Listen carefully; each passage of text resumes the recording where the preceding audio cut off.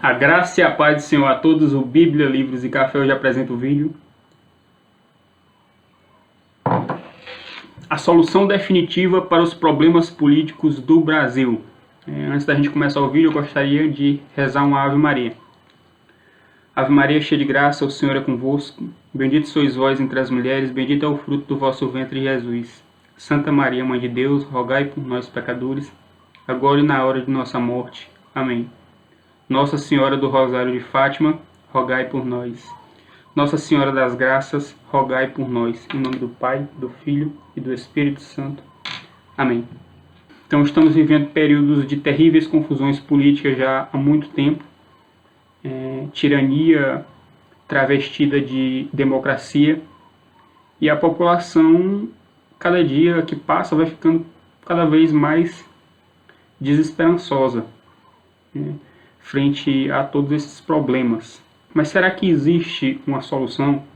E por que estamos falando de política, se esse canal agora é um canal católico? Então, primeiro, esperança existe sim, e é muito simples de ser resolvida, porém não é fácil, Existe muito esforço, muito trabalho, muita dedicação.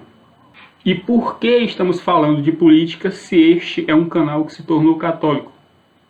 Então, primeiro, nós somos seres políticos, somos cidadãos e temos que participar da política de algum modo, direto ou indiretamente. Segundo, porque não apenas nós, mas os seres celestiais também se interessam pela política do mundo. Tanto é que a Mãe de Deus, em suas aparições, veio a este mundo para influenciar em grande parte a política mundial. Nas aparições de Fátima, por exemplo. Então, se a própria Mãe de Deus se interessa por assuntos políticos, nós não devemos negligenciá-los. Para começo de conversa, eu acredito que a solução dos problemas políticos do Brasil encontram-se no catolicismo apostólico romano. Acredito não, tenho certeza. É o que eu vou tentar demonstrar neste vídeo. Então, alguns amigos meus, tanto protestantes quanto católicos, acreditam que a adoção de um regime político diferente poderia amenizar os problemas políticos do Brasil. E o que eles mais defendem é a monarquia. Vocês acham realmente que a adoção da monarquia no Brasil solucionaria os problemas políticos do país? Pode ser que sim, pode ser que não. Mas eu acho uma hipótese bastante arriscada. Muito esforço para um resultado que talvez não venha a ser satisfatório.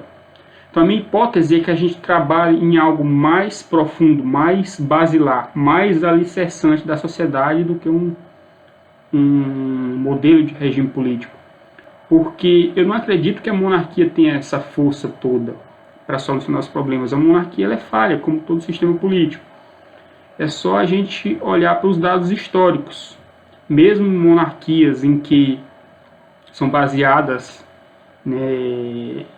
na autoridade de um único Deus verdadeiro, como a monarquia dos reis de Israel e de Judá, a gente viu que havia muita corrupção de muitos reis, tanto de Judá quanto de Israel. Israel ali mesmo é que era bagunçado o negócio, E até monarquias de sociedades cristãs, também a gente viu que às vezes tinha um rei bom, às vezes tinha um rei ruim.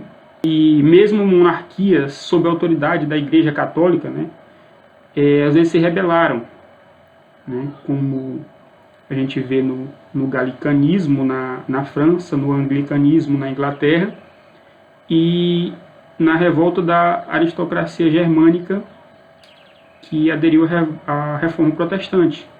Então, mesmo sendo uma monarquia cristã católica, ela pode ruir e se rebelar contra os princípios católicos.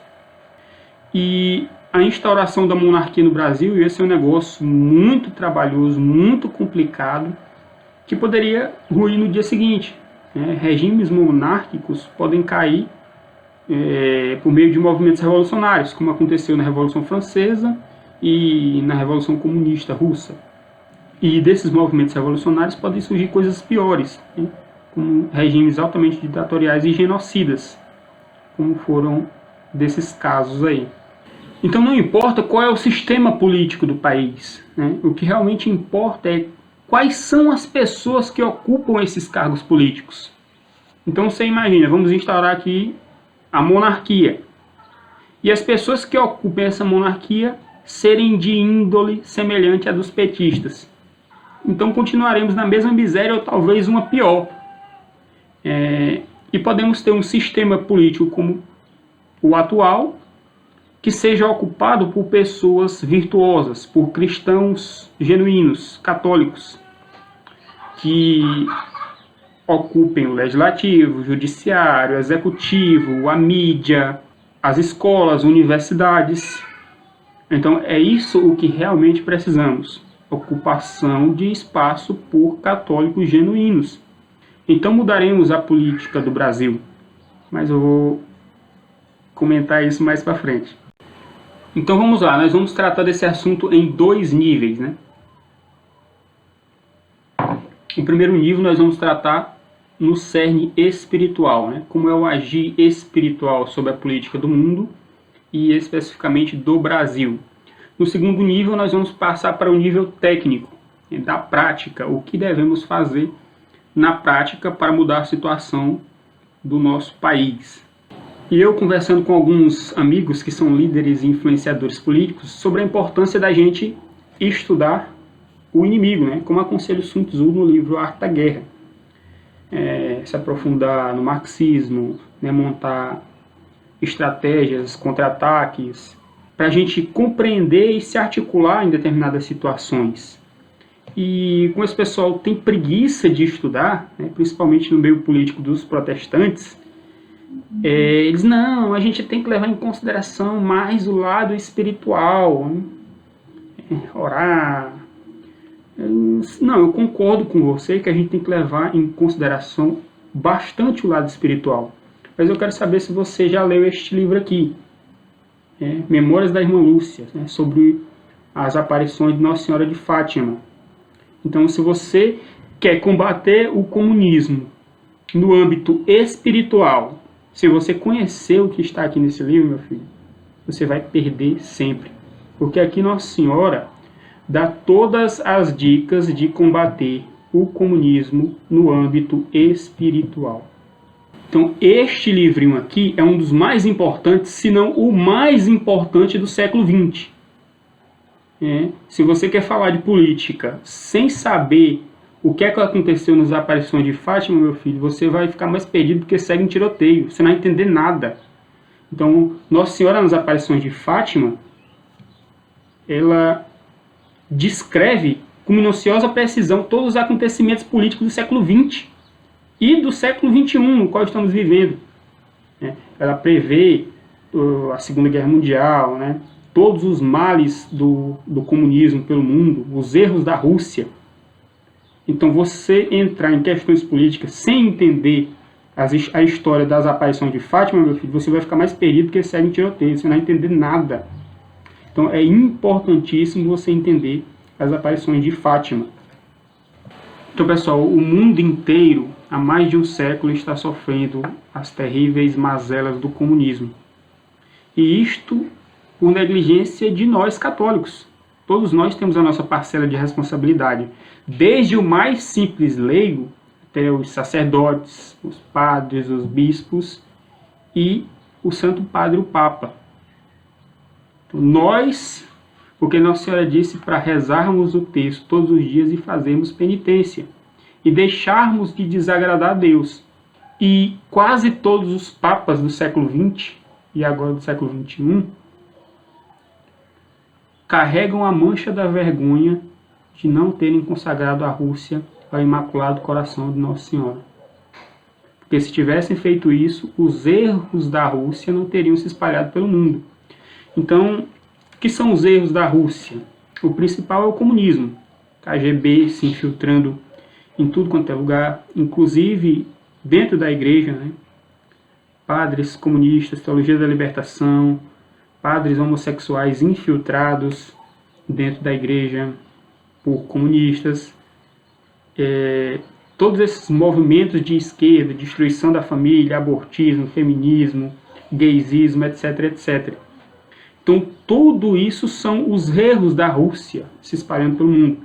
Ditaduras sanguinárias, ditaduras genocidas, como a própria chinesa, e a China espalhando seu poderio macabro pelo mundo. Isso são os erros da Rússia se espalhando pelo mundo. É lançado um vírus aí pelo mundo, matando milhões de pessoas, né? E todos os países sofrendo com esse mal e só a China lucrando, né? Dando ali a solução, espalhando a doença e vendendo a solução, né? Como a gente vê no filme V de Vingança, né? O Lewis Próspero, né? Era um dos homens mais ricos, né, da Inglaterra no filme V de Vingança. Aí o outro pergunta, vendendo droga? Não, vendendo drogas lícitas. Então tinha um esquema de criar um vírus e espalhar o vírus pelo mundo para vender a solução. Então isso aí que foi feito pela China. Isso são os erros da Rússia se espalhando pelo mundo. Todos os males que nós sofremos com o PT aqui é comunismo. Erros da Rússia se espalhando pelo mundo. Tudo isso culpa por negligência de nós católicos. Primeiro dos papas, dos sacerdotes, bispos, padres e também de nós leigos, que não fizemos penitências e não rezamos o suficiente. Então você pode me perguntar, mas o Papa não pode a qualquer momento consagrar a Rússia ao Imaculado Coração da Senhora? Pode. E Nossa Senhora até profetiza isso, quando ela diz que no fim a Rússia será consagrada e o seu Imaculado Coração triunfará. Só que será tarde demais. Nossa Senhora que diz aqui. Porque os erros da Rússia já estão espalhados pelo mundo, né? Genocídios, aqui no Brasil, né? O maior esquema de corrupção do mundo, roubalheira do PT, esse vírus espalhado pelo mundo, né? Morticínio de muita gente. Então não tem mais como voltar atrás. É o caso que ela cita aqui do rei da França, né? Que era para ele consagrar a França ao Sagrado Coração de Jesus. E quando ele consagrou já era tarde demais, né? Já estava na prisão e a revolução já tinha se irrompido. E isso é uma coisa muito triste. Mas tem uma coisa que todos nós leigos podemos fazer para salvar o Brasil de todos esses males. Chama-se oração, reza do terço do Santo Rosário e penitência. Todos nós podemos fazer e temos obrigação de fazer. Com isso nós podemos reverter a situação política do nosso país. É Nossa Senhora que diz.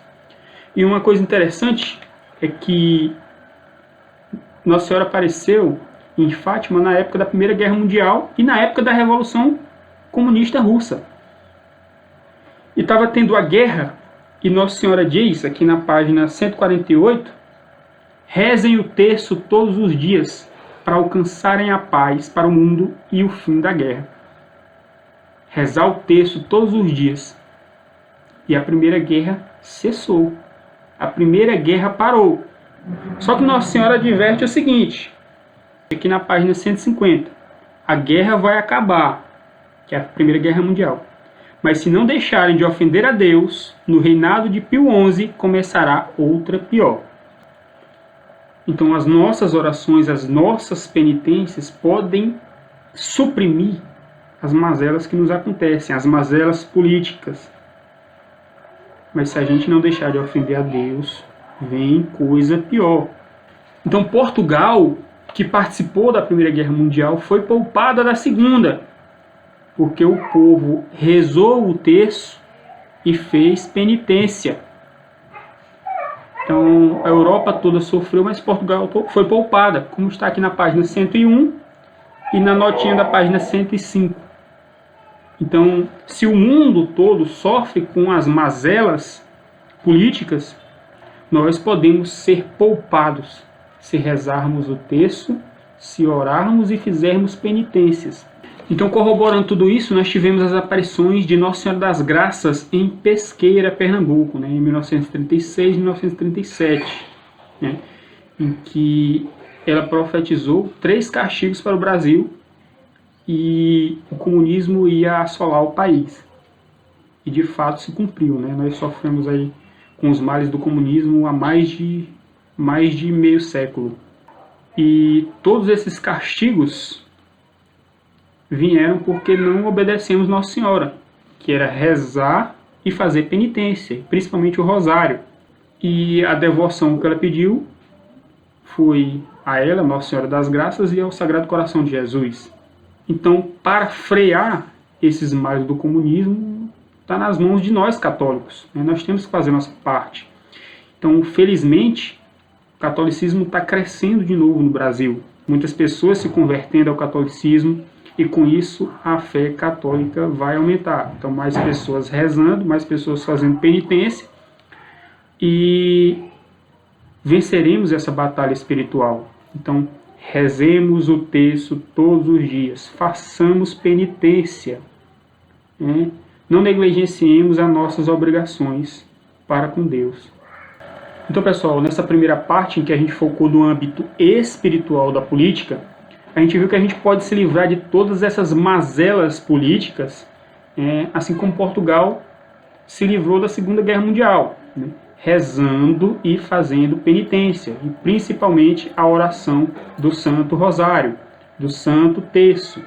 Então, se você puder rezar o rosário completo, reze. Mas se você não puder, reze pelo menos o terço todos os dias. Faça penitência pela conversão dos pecadores, pelas almas do purgatório e pela situação política do país. Assim como funcionou para Portugal, funcionará também para nós. Assim como Nossa Senhora falou em Pesqueira, Pernambuco.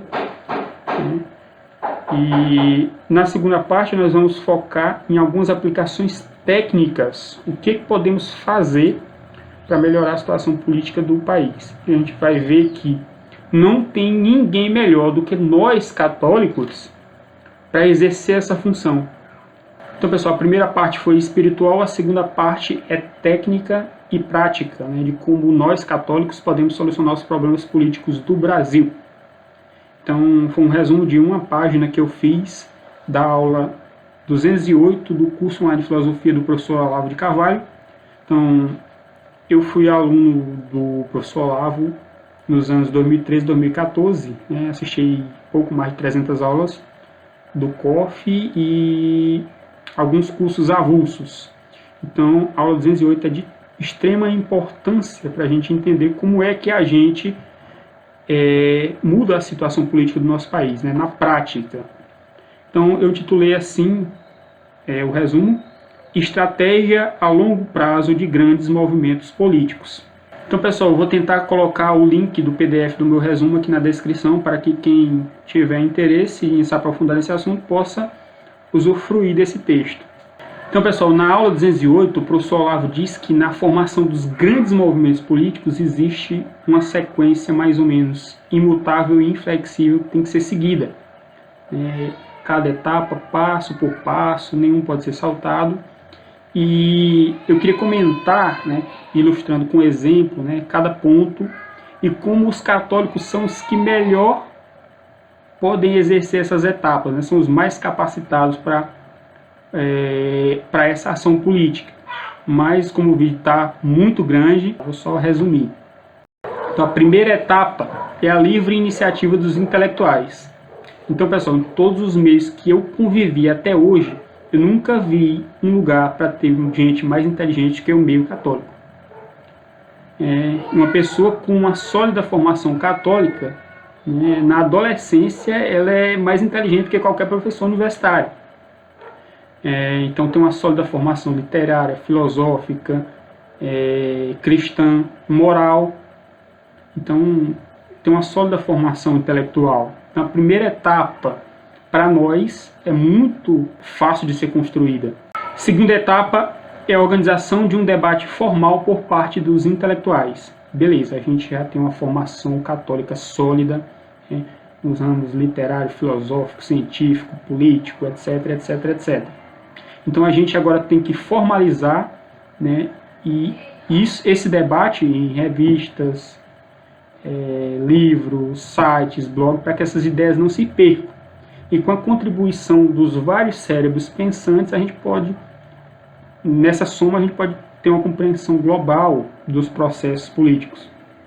Terceira etapa, conquistar e ampliar meios de ação, ocupação de espaço. Diz ele aqui que você vai se enfiar em tudo quanto é lugar, né? Escolas, sindicatos, hospitais, legislativo, judiciário, executivo, universidade.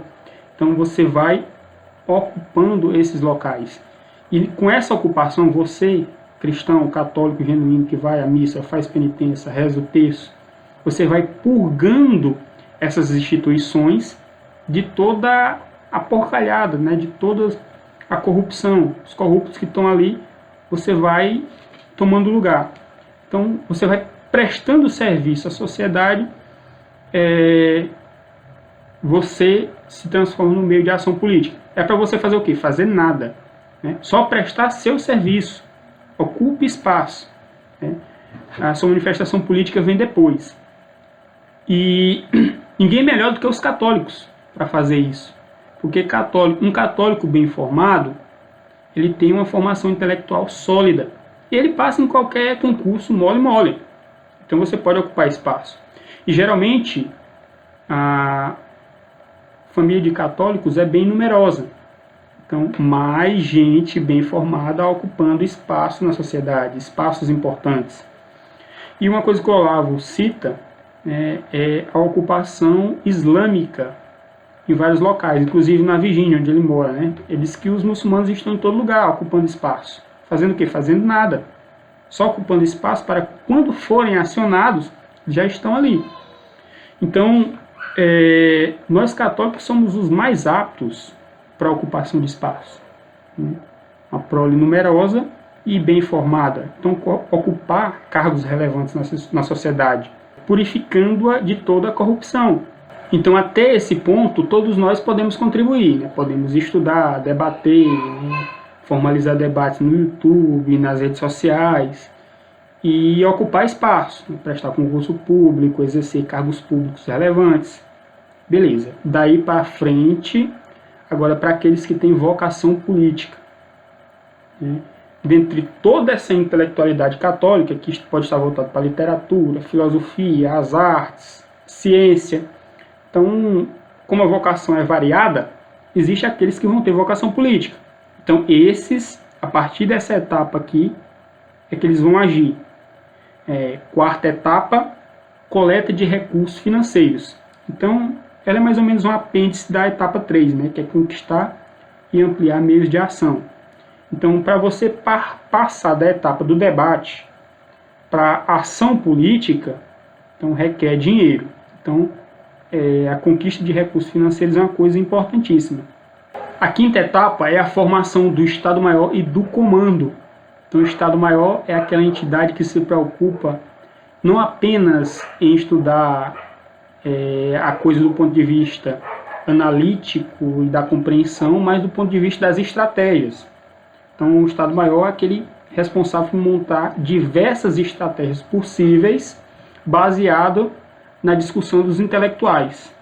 Então já é uma mudança de nível, né? Então o Estado-Maior monta diversas estratégias possíveis e o comando é aquele que, dentre as várias estratégias, vai escolher qual é a estratégia que vai ser aplicada. O Estado-Maior não toma decisão, né?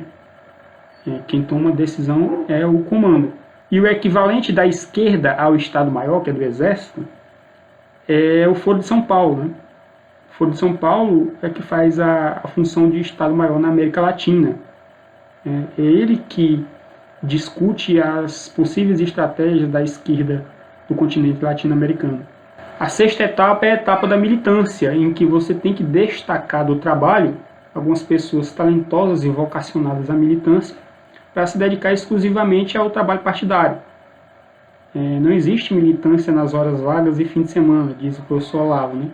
Mas são profissionais dedicados exclusivamente a isso, né? E isso custa dinheiro. Então, por isso que tem a etapa dos recursos financeiros. O Estado-Maior também, que é aquele que vai se dedicar às estratégias, e o comando também, custa dinheiro. Então, é preciso angariar recursos, né? E diz ele, a partir daí o comando tem a condição, com base nas análises feitas pelo Estado-Maior, a tomar determinada ação. Depois de tudo isso, é necessário que exista continuidade do comando e uma continuidade de ações do Estado-Maior para controlar os resultados atingidos e corrigir os rumos. Então é um trabalho contínuo, não tem fim, não acaba, né? O inimigo das nossas almas, ele não dorme, né? O diabo está aí, buscando a quem possa tragar, né? E ele veio para matar, roubar e destruir. Então, se vocês assistirem o meu vídeo, que eu vou deixar na descrição aqui, comunismo e satanismo, duas faces da mesma moeda, vocês vão ver que o comunismo é uma coisa satânica. E Satanás não dorme, né? Ele está constantemente tentando nos atacar. Então, o trabalho contra políticas comunistas, satânicas, tem que ser constante também. Então, esse movimento político prático e o movimento político no nível espiritual. Jejum, oração, penitência, reza do Santo Terço, reza do Santo Rosário, a gente não pode parar, pessoal. Então não podemos parar, pessoal, né? Como diz aqui o Chesterton no livro Ortodoxia, página 148, o ambiente mais perigoso de todos é o ambiente da comodidade. Então estamos numa guerra, quem se acomoda perde, quem se acomoda é derrotado. Então temos que estar sempre em guarda, que o nosso inimigo é poderoso, mas se nós estivermos alertas, vigilantes e em oração, venceremos, né? Com a ajuda de Deus, a intercessão de Nossa Senhora. É isso aí, forte abraço a todos, Deus abençoe. Nossa Senhora das Graças, rogai por nós. Nossa Senhora do Rosário de Fátima, rogai por nós. Em nome do Pai, do Filho e do Espírito Santo. Amém. Até a próxima.